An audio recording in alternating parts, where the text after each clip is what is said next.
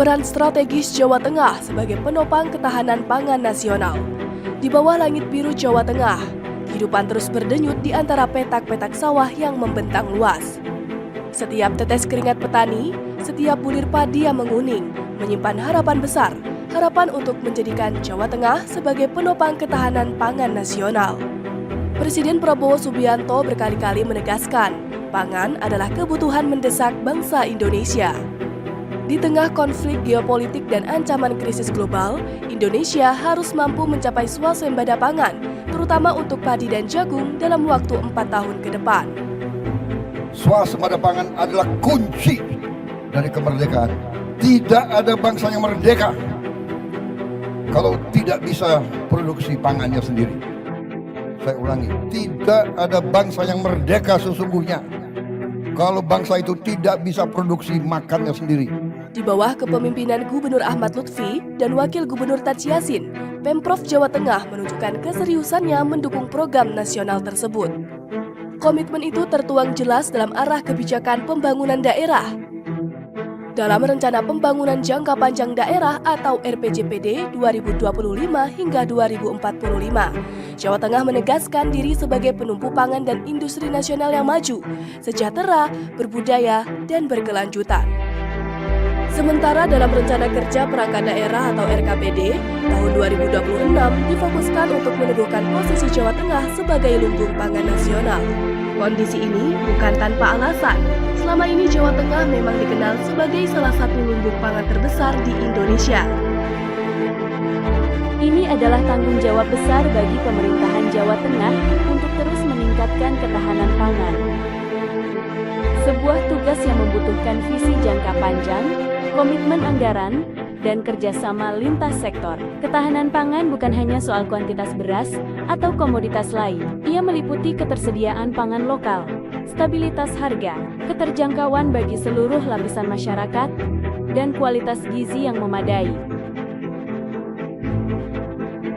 Tahun 2024, produksi padi di provinsi ini mencapai 8,8 juta ton dengan luas panen 1,55 juta hektar. Angka itu menyumbang sebanyak 16,73% kebutuhan pangan nasional, menjadikan Jawa Tengah penghasil padi terbesar kedua setelah Jawa Timur. Tetapi Gubernur Ahmad Lutfi tak mau berhenti di situ.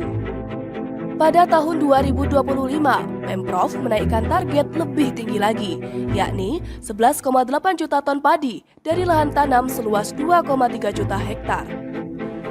Hingga bulan Oktober 2025, produktivitas padi gabah kering giling telah mencapai 8,6 juta ton dari 1,5 juta hektar lahan panen. Naik sebesar 353.000 ton dibanding tahun 2024. Produksi beras dari Januari hingga Oktober 2025 pun mencatat angka luar biasa, yakni 4,9 juta ton. Sementara kebutuhan beras di Jawa Tengah hanya 3,3 juta ton. Artinya, provinsi ini mengalami surplus 1,5 juta ton beras. Angka-angka ini menunjukkan Jawa Tengah bukan hanya mampu memenuhi kebutuhan sendiri, tapi juga membantu menjaga ketahanan pangan nasional. Jawa Tengah ini merupakan Jawanya Jawa, pakunya Nusantara. Jawa Tengah itu adalah 18,6% sumbangan daripada pangan di Indonesia. Sudah tidak ada pabrik komplain, sudah clear. Potensi Jawa Tengah sebagai lumbung pangan nasional, swasembada pangan ini untuk menopang industri. Jadi majunya nanti harus mempunyai karakter secara berjenjang berlanjut. Contoh misalkan, tahun 2025 kita menggenjot infrastruktur. Dari mulai provinsi, kabupaten, kota, sampai ke tingkat desa. Infrastruktur kita habisin. 2026 meningkat menjadi swasembada pangan. Gubernur Ahmad Lutfi tetap mengingatkan, produktivitas tinggi harus diimbangi dengan tata kelola hasil panen yang baik. Ia tidak ingin hasil panen petani Jawa Tengah bocor keluar daerah secara berlebihan, sehingga justru membuat pasokan pangan di wilayah sendiri berkurang. Karena bagi Ahmad Lutfi, yang terpenting adalah memastikan masyarakat Jawa Tengah tidak kesulitan memenuhi kebutuhan pokok. Selain padi, komoditas jagung juga menjadi andalan besar Jawa Tengah. Pada 2024, produksi jagung pipiran kering, kadar air 14%, mencapai 2,43 juta ton.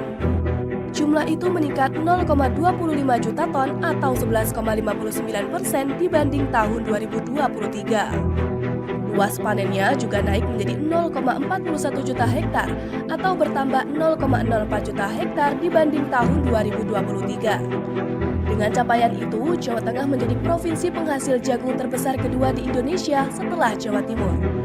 Pemprov Jawa Tengah kini menatap tahun 2026 dengan penuh optimisme.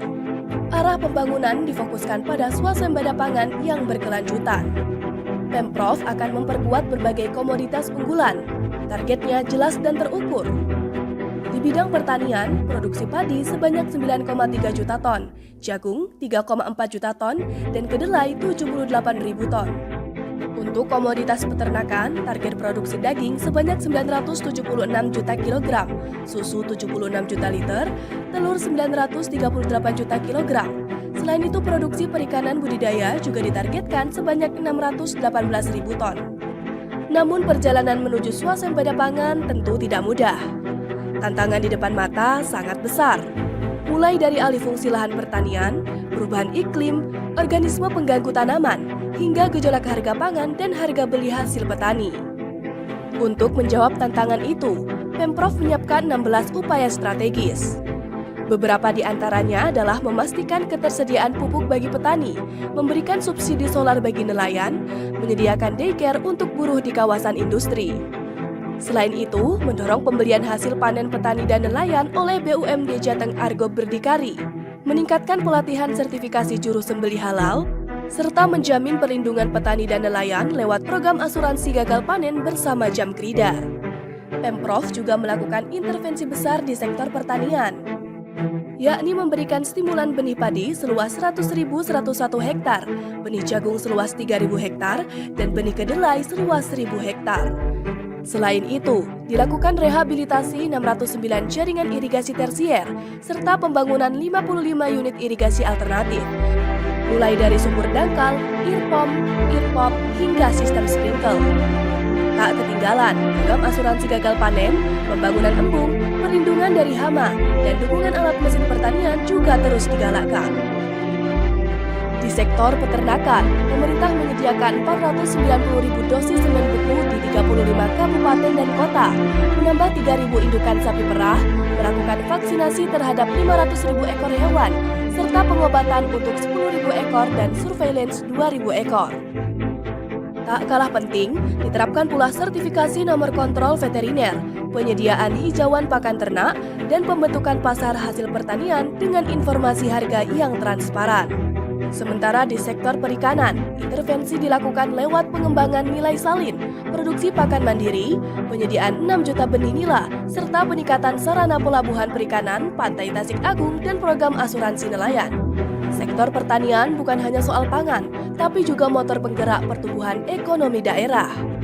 Berdasarkan data Badan Pusat Statistik, pertumbuhan ekonomi Jawa Tengah triwulan 1 tahun 2025 mencapai 4,96% secara year on year. Angka ini stabil dibanding triwulan sebelumnya dan lebih tinggi dari pertumbuhan ekonomi nasional sebesar 4,87%. Sumber utama pertumbuhan itu datang dari sektor pertanian, kehutanan, dan perikanan yang tumbuh luar biasa, yaitu 15,24% secara year on year. Kenaikan ini terjadi karena panen raya beras kembali ke pola musiman normal pada Maret hingga April 2025, setelah sebelumnya bergeser akibat anomali cuaca dan banjir di tahun 2024. Kini, dengan visi yang jelas, langkah yang terukur, dan dukungan seluruh masyarakat, optimisme itu tetap tumbuh di tanah Jawa Tengah. Petani, nelayan, peternak, pelaku industri pangan, dan masyarakat semuanya bergerak bersama menuju satu tujuan besar, mewujudkan swasembada pangan nasional. Seperti yang diungkapkan oleh Gubernur Ahmad Lutfi, swasembada pangan bukan sekedar soal hasil panen, tetapi tentang kedaulatan bangsa. Karena ketahanan pangan bukan sekedar urusan hasil panen, tetapi tentang kemandirian bangsa dan masa depan generasi Indonesia.